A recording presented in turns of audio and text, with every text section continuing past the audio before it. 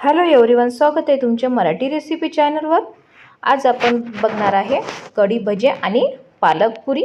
त्याआधी जर तुम्ही चॅनलवर नवीन असाल तर चॅनलला सबस्क्राईब करून घ्या। आपल्या सर्वांचे पुन्हा एकदा मनापासून स्वागत आहे। आज आपण बनवणार आहे स्वयंपाक घरात खास आणि एकदम चविष्ट आणि घरच्या घरी सगळ्यांना आवडेल असा पदार्थ कढी भजे आणि पालक पुरी। काही पदार्थ असे असतात ना की ज्यांचं नाव ऐकलं तरी तोंडाला पाणी सुटतं। गरमागरम भजी, त्यावर छान आंबट गोडसर अशी कढी, सोबत गरमागरम आणि पालकाची पुरी, असा बेत घरात असला की जेवणाची मजाच काही वेगळी असते। विशेष म्हणजे हा पदार्थ आपण अगदी घरच्या घरी उपलब्ध साहित्यामध्ये बनवू शकतो। आणि आजची रेसिपी अशी सांगणार आहे की तुम्हाला स्वयंपाकाची फारशी सवयही नसली तरीही तुम्ही ही पालक पुरी आणि कढी भजे सहजासहज बनवू शकता। चला तर आता आपण पालक पुरी आणि कढी भजे बनवायला सुरुवात करूया। त्या सर्वात प्रथम आपण भजेचं पीठ भिजवून घेऊया। त्यासाठी मी एका भांड्यामध्ये बेसन घेऊन त्याच्यामध्ये थोडीशी बेसन घेतलेलं आहे, छान अशी बारीक चिरून पालक त्याच्यामध्ये मिक्स केलेली आहे आणि थोडीशी कोथिंबीर पण थोडी मिक्स करून घेत आहे आणि एक बारीक चिरलेला कांदा आणि थोडासा ओवा घातल्याने भज्यांना छान चव येते। चवीनुसार मीठ घालत आहे आणि थोडीशी हिरवी मिरच्याची पेस्ट घालून घेत आणि थोडं पाणी करून ते आता आपण मिक्स करून घेत आहे। असं छान, जास्त घट्ट पण नको आणि पातळ पण नको व्हायला। कढईत ठेवलेली आहे, कढईमध्ये तेल टाकून घेतलेले आहे। ती कढईत तेल छान गरम झालेलं आहे। आता आपण एक भजे असे त्याच्यामध्ये सोडून देऊया।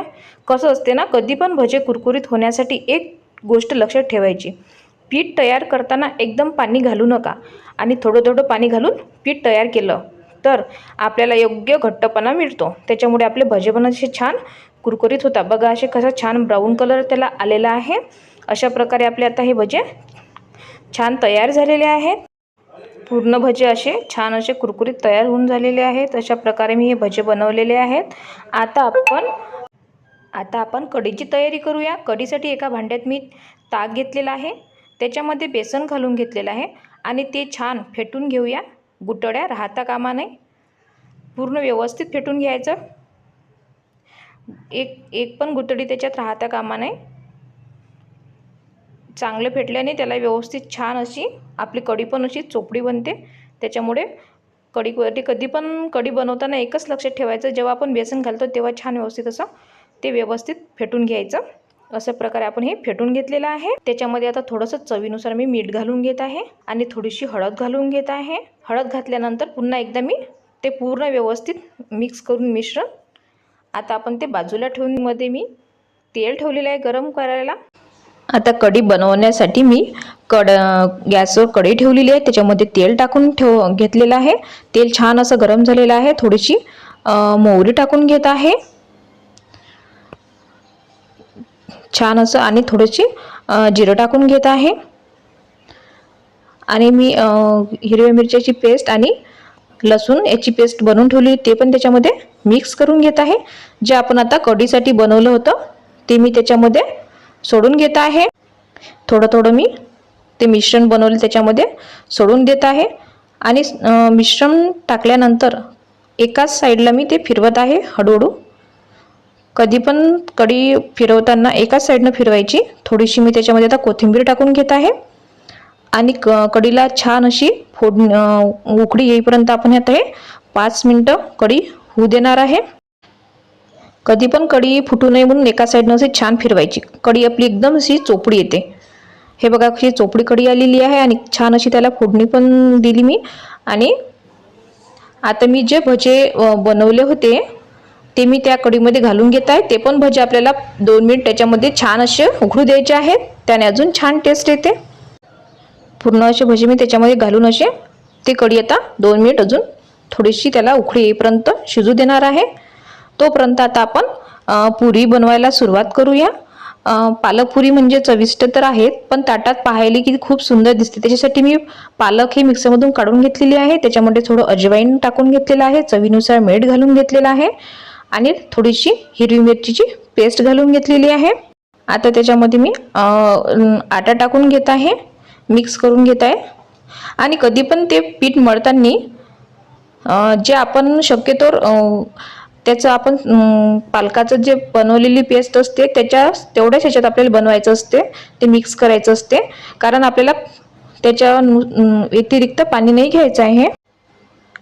फार आपल्याला घट्ट पण नाही करायचं आणि पातळ पण नाही करायचं आहे, पुरी लाटता येईल असं आपल्याला तितपत आपल्याला हे छान असं पीठ मळून घ्यायचं आहे व्यवस्थित। अशा प्रकारे आपण हे पीठ मळून घेतलेलं आहे। थोडंसं त्याला तेल लावून अजून थोडं मळून घेणार आहे आणि 2 मिनिट आपण हे झाकून ठेवणार आहे। आणि आता याच्या छोट्या छोट्या अशा पुऱ्या तयार करून घेऊया। 2 मिनिट झाकून ठेवून झालेलं आहे, छोट्या छोट्या पुऱ्या तयार करून घेणार आहे। आता अशा प्रकारे आपण ह्या पुऱ्या छान तयार करून घेतलेल्या आहेत मी। आता कढई बघा किती छान अशा व्यवस्थित छान सर्व पुऱ्या मी व्यवस्थित अशा जास्त पातळ पण नाही आणि जास्त जाड पण नाही अशा पद्धतीने सर्व पुऱ्या मी ह्या लाटून घेतलेल्या आहेत।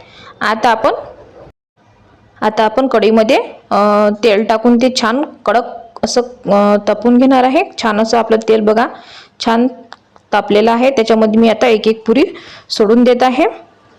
आणि कधी पण पुरी सोडल्यानंतर त्याच्यावर थोडं थोडं तेल टाकत राहायचं, कारण की कसं असते ना, त्याने पुरी पण छान कुरकुरीत होऊन येते आणि लवकर त्याला फुगून पण येते। खूप छान फुगतात पुऱ्या असे तेल त्याच्यावर सोडल्याने। बघा कशी छान फुगलेली आहे। अशा प्रकारे आपले हे पुरी आणि पुरी तेलामध्ये सोडल्यानंतर पुरीला थोडंसं दाब दिल्याने पण पुरी छान फुगते, पण मी त्याच्यावर तेल सोडत आहे। तुम्हाला जर त्याच्यावर थोडासा दाब द्यायचा तर तुम्ही दाब देऊ शकता, त्याने पण छान पुरी अशी फुगून येते। हे बघा अशी आपली हिरवीगार आणि छान अशी पुरी तयार झालेली आहे। घरच्या घरी केलेल्या जेवणाची गोष्टच वेगळी असते। बाहेर कितीही खाल्लं तरी ते घरच्या जेवणाची चव वेगळीच समाधान देते। अशा प्रकारे हे आपले कढी भजी आणि पालकपुरी तयार आहे। तुम्हाला हा व्हिडिओ कसा वाटला मला नक्की कमेंट्स करून सांगा। व्हिडिओ आवडला असेल तर व्हिडिओला लाईक करा आणि चॅनलला सबस्क्राईब करा। असंच आणि तुम्ही जर ही रेसिपी घरी करून पाहिली असेल तर मला नक्की कमेंटमध्ये सांगा तुमची कढी कशी झाली आहे आणि पालकपुरी किती छान फुगलेली आहे। अशाच घरगुती चविष्ट आणि सोप्या रेसिपीसाठी आपल्या चॅनलला जोडलेले राहा। पुन्हा भेटूया आपण नवीन आणि चविष्ट रेसिपी सोबत। तोपर्यंत नमस्कार।